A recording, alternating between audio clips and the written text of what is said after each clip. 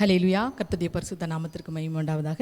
இன்றைக்கும் நம் வேதத்திலிருந்து பார்க்கக்கூடிய வார்த்தை நீதிமொழிகள் 10வது அதிகாரம் 4வது வசனம். சோம்பர் கையால் வேலை செய்கிறவன் ஏழை ஆவான், சுறுசுறுப்புள்ளவன் கையோ செல்வத்தை உண்டாக்கும். ஆமென். இன்றைக்கும் செல்வத்தை நாம் உண்டாக்குகிறவர்களாய் காணப்பட வேண்டும். செல்வத்தை உண்டாக்குகிறதுனா செல்வத்தை சேர்ப்பது. செல்வம் எல்லாம் பணம் பொருள் இது எல்லாமே செல்வம் தான். நம் வாழ்க்கைக்கு தேவையான எல்லா காரியங்களுமே செல்வம் என்று பார்க்கிறோம். இந்த செல்வத்தை நாம் உண்டாக்குகிறவர்களாய் சேர்க்கிறவர்களாய் இருக்கணுமா? யார் செல்வத்தை உண்டாக்குவாங்களாம்? சுறுசுறுப்புள்ளவர்கள் தான் செல்வத்தை என்ன செய்ய முடியும்? உண்டாக்க முடியும், உருவாக்க முடியும். சுறுசுறுப்பு, சிலருடைய கை பார்த்தா எப்பவும் சுறுசுறுப்பாக வேலை செய்து கொண்டே இருக்கும். சிலர் பார்த்திங்கன்னா சோம்பேறியாக உட்காந்துட்டே இருப்பாங்க. கைகளினால் நலமான வேலை செய்யாதபடி சோம்பேறியாக இருந்துக்கிட்டே இருப்பாங்க. இன்றைக்கி செல்வத்தை சேர்க்கிறதுக்குன்னு சொல்லிட்டு நிறைய நீங்கள் இன்றைக்கி பார்த்தீங்கன்னா பணத்தை எப்படி இது பண்ணலாம் அப்படின்னு சொல்லிட்டு நிறைய கிளாஸு அது இதெல்லாம் நடக்குது. நீங்கள் கோச்சிங் கொடுக்குறோம், இப்படி நீங்கள் எப்படி தொழிலை தொடங்குறது, எப்படி பண்ணுறது, இப்படிலாம் நிறைய இன்றைக்கி நீங்கள் உலக பிரகாரமாக எல்லாமே நிறைய பேர் செய்கிறாங்க. சுறுசுறுப்புள்ளவங்க செய்கிறாங்க, அவங்க செல்வத்தை உண்டாக்கி கொண்டு இருக்கிறாங்க. அதற்கெல்லாம் முதலாவது நம் செல்வத்தை உண்டாக்குகிற கைகள் யாருடைய கைகளாம்? சுறுசுறுப்புள்ளவர்களாம். அப்போ அந்த சுறுசுறுப்புக்கு ஆப்போசிட் என்னென்னா சோம்பல். இன்றைக்கு சோம்பல் தான் இன்றைக்கி அநேகருடைய வாழ்க்கையில் ஆசீர்வாதத்தை தடுக்கிறது. உலக பிரகாரமான ஆசீர்வாதங்கள், ஆவிக்குரிய ஆசீர்வாதங்களை தடுப்பதும் இந்த சோம்பல் தனம் தான். வேதத்தை வாசிக்காதபடி ஜெபிக்காதபடி இருந்தாலும் ஆவிக்குரிய ஆசீர்வாதங்கள் கிடைக்காது. ஆவிக்குரிய ஆசீர்வாதங்களை நாம் பெற்றுக்கொள்ள முடியாதபடி நாம் ஒரு தரித்திர நிலைமையிலே தான் இருப்போம். இன்றைக்கு ஆவிக்குரிய காரியத்தில் நம்ம ஆசீர்வதிக்கப்பட்டாலே உலக பிரகாரமான ஆசீர்வாதங்கள் எல்லாம் நம்மை தேடி வந்துவிடும். அதற்கு தடையாயிருக்கிற இந்த சோம்பலை என்ன செய்யணும்? நாம் இந்த நாட்களில் இந்த சோம்பலுக்கு இடம் கொடுக்காதபடி நாம் சுறுசுறுப்புகளாய் காணப்பட வேண்டும். சோம்பல் கையால் வேலை செய்கிறவன் என்ன செய்வானா?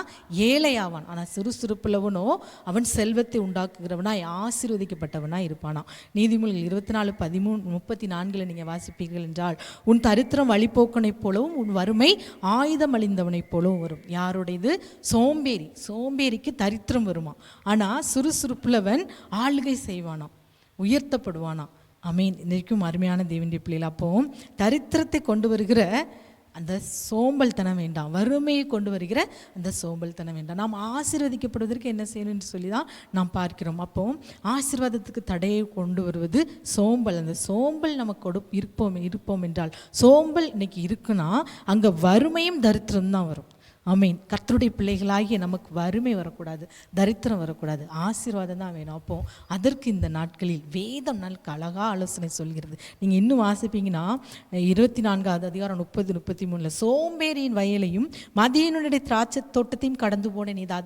இதோ அதெல்லாம் முள்ளுக்காடாக இருந்தது, நிலத்தின் முகத்தை காஞ்சொறி மூடினது, அதன் கற்சுவர் இடிந்து கிடந்தது. அதை கண்டு சிந்தனை பண்ணினேன், அதை நோக்கி புத்தி அடைந்தேன். இன்னும் கொஞ்சம் உறங்கட்டும், இன்னும் கொஞ்சம் கை முடக்கி கண்டு நித்திரை செய்யட்டும் என்பாயோ. உன் தரித்திரம் வழிபோக்கனை போலவும் உன் வறுமை ஆயுதம் அணிந்த போலவும் வரும். அப்போ வறுமையும் தரித்திரமும் சோம்பலாக இருந்தால் அங்கே வருமா.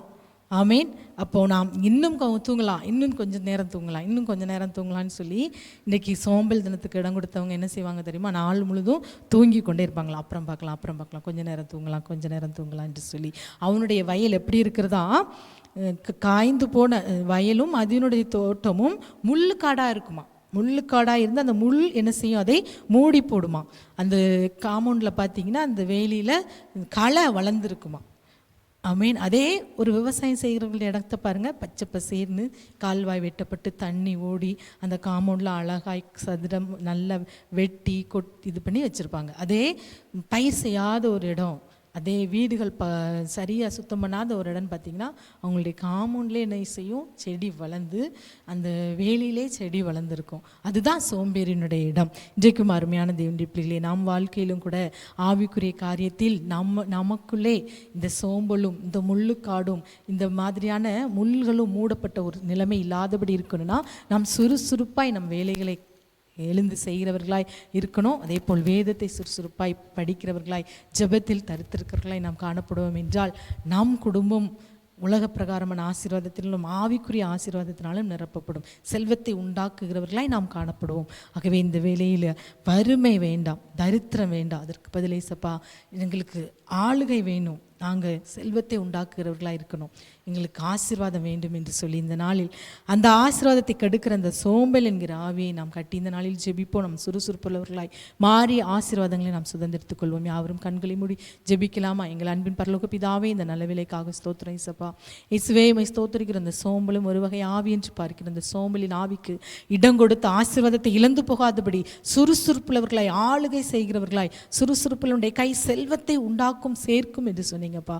அதே சோம்பேறியோ தரித்திரமும் வறுமையும் அடைவான் என்று பார்க்கிறோம். இந்த நாட்களில் என்னோடு கூட சேர்ந்து ஜெபிக்கிற பிள்ளைகள் நாங்கள் சுறுசுறுப்புள்ளவர்களாய் ஆளுகை செய்கிறவர்களாய் செல்வத்தை உண்டாக்குகிறவர்களாய் காணப்பட நிற்கிறபை செய்யுங்க. வறுமையும் தரித்திரமும் வேண்டாம் தகப்பனே. அந்த வறுமையும் தரித்திரத்தையும் கொண்டு வருகிற சோம்பலின் ஆவியை நாங்கள் கட்டி ஜெபிக்கிறீங்களை உற்சாகப்படுத்துவீராக அப்பா. எல்லாவற்றுக்கும் மேலாக சரீர பலனை கட்டளிடும் உற்சாகமாய் எழும்பி வேலை செய்ய இந்த நாளில் என்னோடு கூட சேர்ந்து ஜெபிக்கிற ஒவ்வொரு பிள்ளைகளையும் பலப்படுத்தும், ஆசீர்வதியும், பெரிய காரியங்களை செய்யும். இயேசுவின் நாமத்தில் ஜெபிக்கிறோம் நல்ல பிதாவே, ஆமேன், ஆமேன்.